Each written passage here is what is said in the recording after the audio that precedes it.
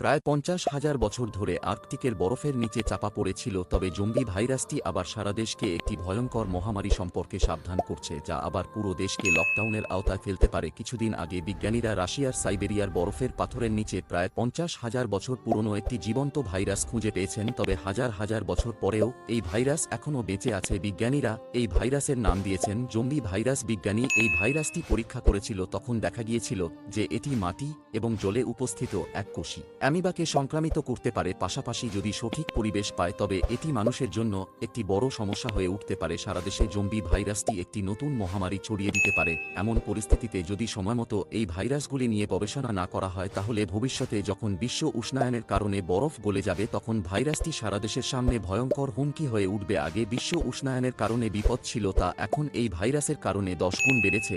এটা এড়ানোর জন্য আমরা এখন কি করতে পারি? আপনি কি মনে করেন? কমেন্ট সেকশনে লিখুন।